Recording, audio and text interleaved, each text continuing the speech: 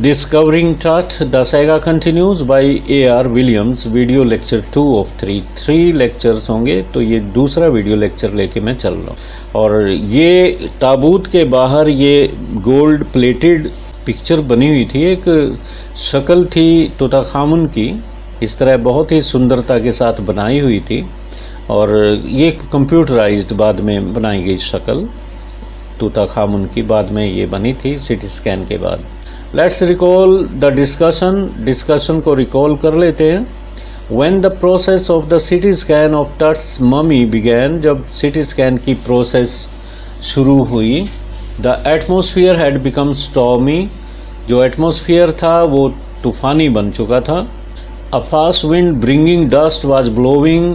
The sky was overcast with clouds, और आसमान में बादल छा गए थे। People became scared of it. इस डिस्टर्बेंस से एटमॉस्फेयर में जो ये चेंज आई, इससे लोग स्केयर्ड हो रहे थे, डर रहे थे।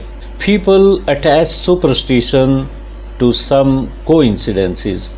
और जैसा लोगों का मानना था, उनका जो अंधविश्वास था, घटनाएं कोइंसिडेंस हो सकती हैं, संयोग मात्र हो सकती हैं। यहाँ पे एग्जाम्पल क्वेश्चन भी बनेगा कि क्या क्या संयोग थे जिसके साथ लोगों ने अंधविश्वास की बातें जोड़ी। For example, Carter's financial backer Herbert died of food poisoning 4 months later. इस घटना के बाद जब ये सीटी स्कैन हुआ तो 4 महीने बाद जो फाइनेंसर था कार्टर का, आर्कियोलॉजिस्ट का, तो उसकी डेथ हो गई फूड पॉइजनिंग से। और later the incident of Carter's entering King Tut's tomb chamber in 1922, tomb chamber में प्रवेश किया था। तो उसके बाद जिसने भी ये फाइनेंस किया था, बैकअप किया था, इस आर्कियोलॉजिस्ट को पैसा दिया था, तो उसकी 4 महीने के बाद डेथ हो जाती है। कारण क्या रहा? Food poisoning. परंतु लोग अंधविश्वास के साथ जोड़ रहे हैं, वो जोड़ रहे हैं कि उन्होंने तूताखामुन को बाहर निकाला, उनकी पीस को डिस्टर्ब किया, शांति भंग की उनकी। और फिर इसके बाद क्या हुआ? Herbert also stood beside him at that time. यही बात कह रहे, जो हर्बर्ट उसका नाम था फाइनेंसर का, और वो बिल्कुल आर्कियोलॉजिस्ट के साथ खड़ा था। बिसाइड मीन्स करीब, नज़दीक खड़ा था। देयर वर र्यूमर्स, ऐसी अफवाहें भी थी। र्यूमर्स क्या होती हैं? अफवाहें। Interesting stories that have no basis, ऐसी दिलचस्प कहानियाँ जिनका कोई आधार नहीं होता। About the death of some other people who had visited the valley of the king, जो लोग इस वैली ऑफ द किंग्स को देखने गए थे जहाँ पे इनको दफनाया जाता है, मिस्र में एक स्थान है ये वैली ऑफ द किंग्स, तो उनमें से भी कुछ लोगों की मौत हुई। जाही हवास एग्जाम्पल है यहाँ पे। The secretary general of Egypt supreme council of antiquities bent, he leaned over the body of the for the first look. जाही हवास सेक्रेटरी जनरल था इजिप्ट सुप्रीम काउंसिल का, काउंसिल ऑफ एंटीक्विटीज। ये बॉडी को देखने के लिए झुका था, लीन ओवर किया था। जैसे ये ताबूत है और इसमें बॉडी है उसकी, तो यहाँ ये इस व्यक्ति ने झुक के देखा था अंदर। किसने? जाही हवास ने। और कौन थे? Secretary general of Egypt supreme council of antiquity. Antiquities क्या होते हैं? Related to archaeology. आर्कियोलॉजी से रिलेटेड जो भी काम होते हैं उनके ये सेक्रेटरी जनरल थे सुप्रीम काउंसिल के। तो ये लीन किया था इन्होंने, बेंट, लीन मीन्स झुकना, बेंड किया था देखने के लिए बॉडी को। और he remarked that the mummy was in a very bad condition because of some actions of Howard Carter. Howard Carter के कुछ एक्शंस ऐसे थे जिन पे अफसोस भी था और उन्हें आपत्ति भी थी। जिस तरीके से उन्होंने तूताखामुन की बॉडी को बाहर निकाला और स्कैनिंग के लिए भेजा, स्कैन किया, प्रोसेस उनकी थोड़ी आपत्तिजनक थी और इस पे उन्होंने टिप्पणी की थी बस जाही हवास ने। और इनके साथ क्या हुआ था फिर? After years of futile struggle, he had discovered Tut's tomb in 1922. After years of futile means useless संघर्ष के बाद टट्स के टूम को, तूताखामुन के टूम को 1922 में डिस्कवर किया था। किसने? हॉवर्ड कार्टर ने। तो इन्होंने अपने एक्शन से कुछ कंडीशन इसकी बॉडी की ख़राब कर दी थी। तो जाही हवास ने सिर्फ यही किया था, बेंड होके देखा था और अपनी कमेंट दी थी। द कंटेंट्स मैंने सामान, the valuables and other things were untouched, और जो कंटेंट था, जो सामान था, उसको छुआ नहीं गया था, अनटच्ड था। Although those were hastily ransacked, hastily होता है जल्दबाजी में, रैनसैक किए गए थे। रैनसैक करना होता है तलाशी लेने के लिए, मान लो कोई चीज़ खो जाती है या चोर किसी के घर में घुसता है और वो उसे गहनों की तलाश होती है, वो सारे सामान को बिखेर देता है जल्दबाजी में। जो एक्शन है जल्दबाजी में हर चीज़ को बिखरा देना, दैट इज़ कॉल्ड रैनसैक करना होता है। When someone ransacks a place the things are scattered here and there and the place is left untidy, और जगह बिल्कुल डिसऑर्डर में हो जाती है, अनटाइडी हो जाती है जब कोई रैनसैक करता है, बिखेर देता है चीज़ों को। इन एंटीक्विटी मीन्स पुराने समय में लगता है कि सामान को छेड़ा हुआ था, वैल्यूबल्स को इधर उधर बिखराया हुआ था। Again we shall read it. The contents means the valuables and other things were untouched. उन्हें छुआ नहीं गया था। Although those were hastily ransacked. ऐसा लगता था जैसे इनको हिलाया गया था, चीज़ों को बिखेरा गया था। The valuable things that were found in the tomb were the cause of great sensation. जो कीमती चीज़ें टूम के अंदर मिली वो बहुत ही हैरानी और उत्तेजना का कारण बनी। सेंसेशन क्या होता है? जिसमें सरप्राइज होता है, थोड़ा आश्चर्य भी होता है और एक्साइटमेंट होती है, थोड़ा उत्साह भी होता है। At the time of discovery that they still are the source of catching public attention, और जब खोजा गया उन्हें तो वे तब भी they still are the source of catching public attention, लोगों का ध्यान वो खींच रहे थे। The valuable things that were found in the tomb में जो पाई गई were the cause of great sensation at the time of discovery, जिस वक्त वो पाए गए थे, एंड दे स्टिल, और आज भी वो they are source of public interest का वो स्रोत है। It was believed that mummies would achieve resurrection means पुनर्जीवन, रीबर्थ। ऐसा विश्वास किया जाता है इन लोगों का जो दफनाते थे ममीज को, कि जितने भी ममीज़ हैं किसी न किसी दिन ये पुनर्जीवित हो जाएंगे, जाग जाएंगे। And then they would need the things of daily use, तो उस वक्त उनको रोज़मर्रा की जो चीज़ें हैं उनकी ज़रूरत पड़ेगी, उनको उपयोग करने के लिए, यूज़ करने के लिए। Therefore it was customary to bury the kings with several valuables and some other things of their use. तो ये रिवाज था, कस्टम था उस समय का कि राजाओं को जब दफनाया जाए तो उनकी कीमती सामान के साथ, जो रोज़मर्रा का सामान है और उनके वैल्यूबल्स हैं, उनके साथ ही दफनाया जाए। टट was also buried with the things of everyday use, टट को भी एवरीडे यूज़ की चीज़ों के साथ दफनाया गया।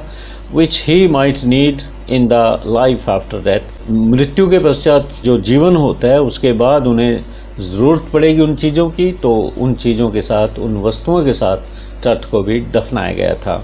द थिंग्स इंक्लूडेड, और ये क्वेश्चन भी बनता है कि वो वस्तुएं क्या थी। बोर्ड गेम्स थे, चेस वगैरह जैसे होते हैं, ब्रॉन्ज रेजर था शेव वगैरह करने के लिए, लिनिन था, a type of cloth made from the fibres of flax plant, undergarment थे, cases, container of food and wine, boxes वगैरह थे। और 3 months were spent in recording the pharaoh's funerary treasures.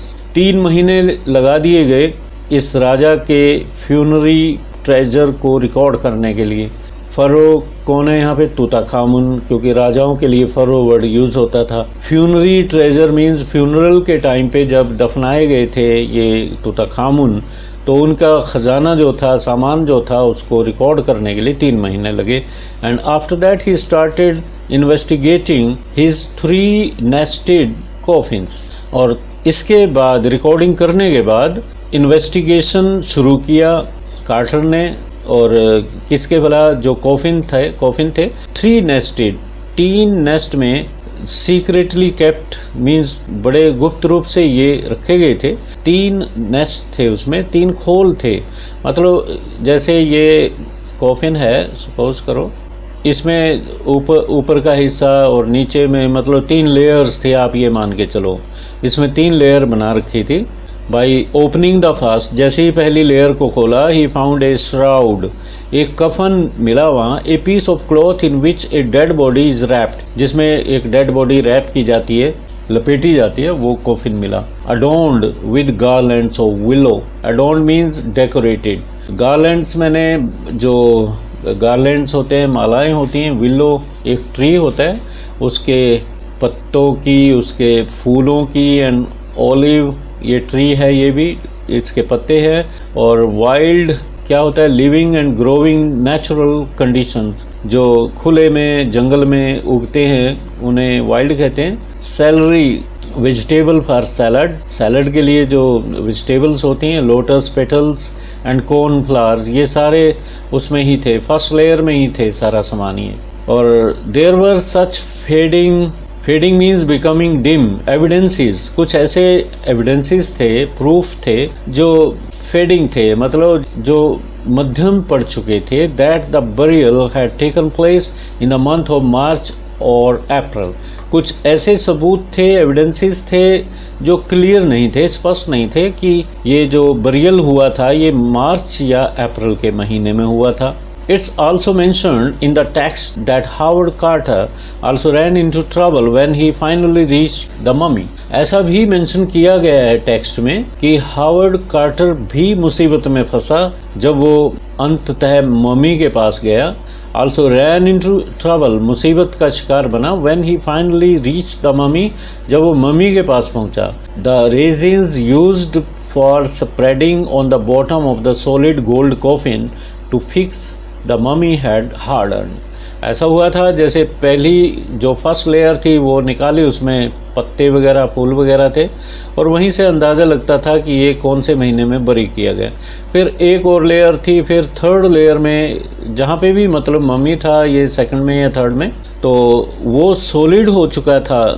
Dead body के नीचे resins वगैरह रखे गए थे, किशमिश वगैरह रखी गई थी, फैलाई गई थी बॉटम पे, जो सॉलिड गोल्ड कोफिन था उसके नीचे रखी गई थी, और वो मम्मी हार्डन हो गई थी।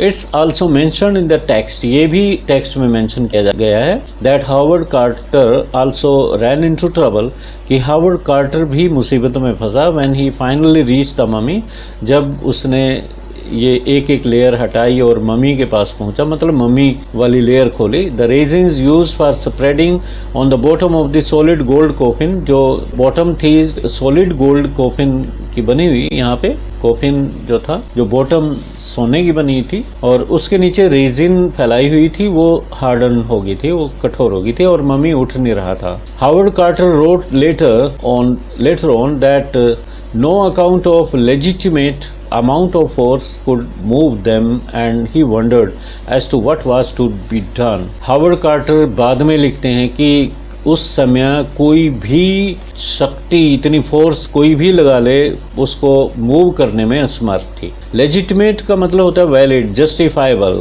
मतलब जो जस्टिफाइबल थी, यानी कि बहुत ही जिससे मम्मी खराब ना हो, इसलिए जस्टिफाइबल यूज किया गया, मतलब जो रीजनेबल फोर्स लगा रहे थे वो, उससे वो मम्मी हटाना बहुत मुश्किल था। He wondered as to what was to be done, और हैरान हो रहे थे, सोच रहे थे वो चकित होके कि क्या किया जाए, कैसे मम्मी को अलग किया जाए उस बॉटम से। पहले क्या किया उसने, ही ट्राई टू मेल्ट और make the material that fix the mummy soft, उस मटेरियल को मेल्ट करने की कोशिश करी, हीट देके उसे, या सॉफ्ट बनाने की कोशिश करी, by exposing it to the blazing heat of the sun, बाहर धूप में रखा गया, ब्लेजिंग हीट, जो बहुत ही सूरज की धूप जो थी बहुत ही ब्लेजिंग थी, ब्लेजिंग एकदम तपा देने वाली धूप थी, उसमें एक्सपोज किया गया ताकि वो नरम हो जाए, हट जाए वहाँ से।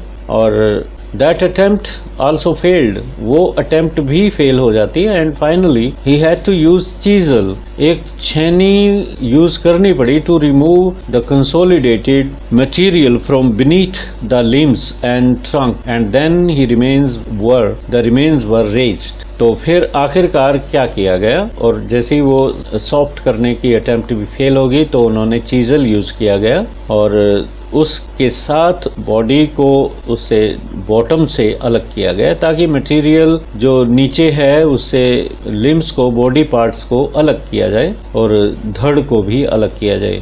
Consolidated means joined together, beneath means under, limbs means parts of body, trunk main part of the human body apart from the head, the arms and legs. बाजुओं को छोड़ मतलब ह्यूमन बॉडी का जो हिस्सा होता है नीचे का हिस्सा होता है, सिर को छोड़ के आर्म्स को और लेग्स को छोड़ के बीच वाला हिस्सा ट्रंक होता है। You know at page 23 of the text के पेज नंबर 23 पे जाही हवास का जिक्र आया था। Secretary general of Egypt supreme council of antiquities had blamed Howard, उसने हावर्ड को ब्लेम किया था for damaging king Tut's mummy, कि उसने किंग टट के मम्मी को डैमेज किया था, नुकसान पहुंचाया था। और वो इसी तरह से हुआ था जब उसको उसकी बॉडी को अलग किया था, छेनी के साथ उखाड़ा गया था। So this is the end of the lecture 2 of the 3। तीसरा लेक्चर लेके हम कल हाजिर होंगे।